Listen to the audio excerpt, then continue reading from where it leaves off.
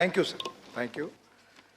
माननीय वी विजयसाई रेड्डी, माननीय V Vijayasai Reddy not present.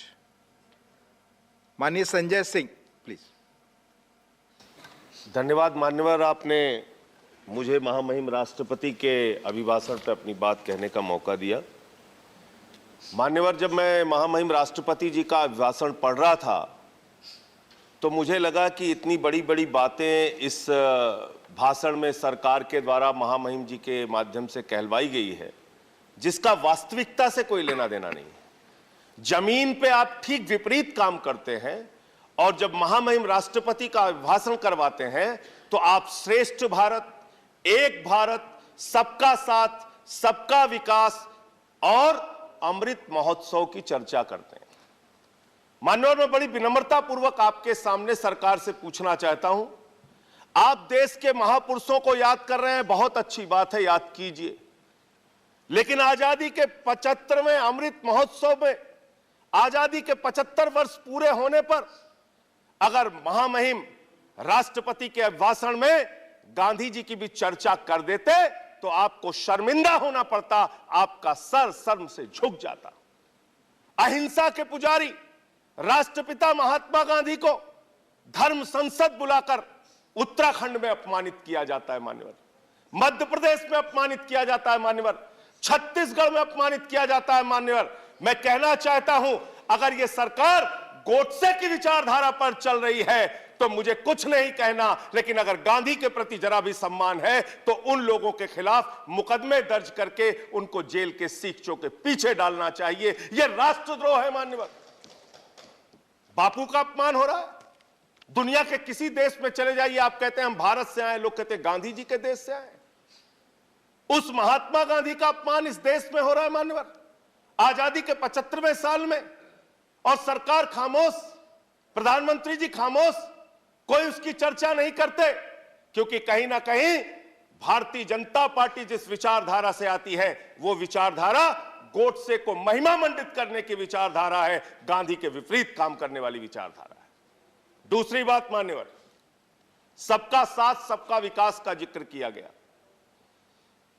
एक तरफ आप सबका साथ सबका विकास का जिक्र करते हैं, दूसरे तरफ आपके नेता उत्तर प्रदेश के मुख्यमंत्री कहते हैं, आदित्यनाथ जी भाषण देते हैं, यूपी का चुनाव 80 और 20 पर होगा, 80 और 20 पर होगा।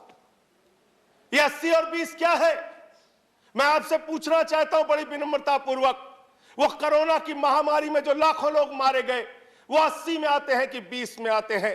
वो किसान जो 1 साल तक सड़कों पर बैठा रहा, 750 किसान शहीद हो गए, वो 80 में आते हैं या 20 में आते हैं? वो खुशी दुबे उत्तर प्रदेश की बेटी जो 1.5 साल से जेल में सड़ रही है, वो प्रभात मिश्रा जिसका फर्जी इनकाउंटर हो गया, वो हाथरस की बेटी जिसको रात में 2 बजे जला दिया गया, वो नौजवान जो लाठियों से पीटे जाते हैं मान्यवर, वो 80 में आते हैं या 20 में आते हैं? ये 80 और 20 में हिंदुस्तान को बांटना बंद करो, गरीब बच्चों के फीस पे चर्चा करो, तरक्की पर चर्चा करो।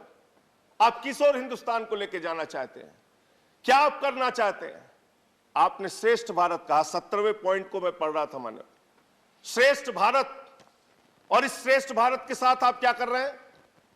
माननीय गृह मंत्री जी बयान देते हैं मुजफ्फरनगर में जाके, दंगे याद है ना? हाँ, आप 4 मिनट बोल चुके हैं मान्यवर, प्लीज। जिसके एक मेंबर है, जिसके एक मेंबर है, एज पर रूल्स जा रहा हूं, please as per rules, 10 as per rules, नहीं मेरे साथ न्याय कीजिए सर। एज पर रूल्स मैंने आपका नाम लेट से आया, मैं आपको अवसर दे रहा हूं। एक मेंबर अगर आप नहीं, अगर आप, मैं उस पर बहस नहीं करना चाहता, मैं रूल्स के अनुसार आपको मौका दे रहा हूं, नहीं तो मैं दूसरे किसी को आमंत्रित करूंगा। 2 मिनट में करें आपको ऑलरेडी 4 मिनट बोल चुके हैं, प्लीज। मान्यवर, मैं बड़ी विनम्रता पूर्वक आपसे कहना चाहता हूं, हमारे देश के गृह मंत्री, इस भाषण में श्रेष्ठ भारत की बात कही गई, वो भारत श्रेष्ठ है, श्रेष्ठ था, श्रेष्ठ रहेगा, लेकिन उस श्रेष्ठ भारत को आप दिन रात पाकिस्तान से डराते हैं। बिहार का चुनाव होता है, पाकिस्तान से डराते हैं, यूपी का चुनाव होता है, पाकिस्तान से डराते हैं। पंजाब का चुनाव होता है, पाकिस्तान से डराते हैं। अरे पाकिस्तान से डराना बंद करो। हम 130 करोड़ हिंदुस्तानी हैं, हम किसी पाकिस्तान से नहीं डरते। अगर भाजपा के लोगों को डर लगता है तो चुनाव प्रचार में निकलना बंद कर दीजिए, लेकिन पाकिस्तान की चर्चा चुनाव में मत कीजिए। मान्यवर, मैं पूरा भाषण पढ़ रहा था, किसानों का जिक्र आया, गरीब कल्याण योजना का जिक्र आया, आपने उसका बजट न्यूनतम कर दिया। इसका मतलब मार्च तक गरीबों को मुफ्त राशन मिलेगा। चुनाव खत्म, गरीब राशन की योजना खत्म। यह है आपकी योजना। हम सारे लोग श्रेष्ठ भारत को मानते हैं, भारत माता की जय लगाते हैं, लेकिन भारत माता, मैं कंक्लूड कर रहा हूं सर, भारत माता की जय तो तब होगी जब उस मां के 130 करोड़ बच्चे, हिंदू हो, मुसलमान हो, सिख हो, ईसाई हो, अगड़ा हो, पिछड़ा हो, दलित हो, सवर्ण हो, जब सब खुशहाल रहेंगे, एक साथ मिलकर चलेंगे, तब भारत माता की सही मायने में जय होगी। जब गरीब बच्चों को अच्छी शिक्षा मिलेगी मान्यवर, अच्छा इलाज मिलेगा मान्यवर, तब ये देश, जब किसान को उसके फसल का दाम मिलेगा, तब भारत माता की जय होगी। इसलिए जो भाषण में आपने लिखा, जो बात आपकी सरकार की ओर से कहलवाई गई और जो आपका कर्म है, उसके बारे में एक ही बात कहना चाहता हूं कि तू इधर उधर की ना बात कर, ये बता कि काफिला क्यों लुटा। मुझे रहजनों से गिला नहीं, तेरी रहबरी पर सवाल है। Thank you. तेरी रहबरी पर सवाल है। थैंक यू माननीय विनय विश्वम जी। अंतिम 1 मिनट सर, मैं खत्म कर रहा हूं सर। 1 मिनट नहीं, आप कंक्लूड करें। अंतिम 1 मिनट में खत्म कर रहा हूं। नहीं, 1 मिनट नहीं दे सकते, सॉरी। खत्म कर रहा हूं सर। माननीय विनय विश्वम जी, मैं खत्म कर रहा हूं सर, खत्म कर रहा हूं।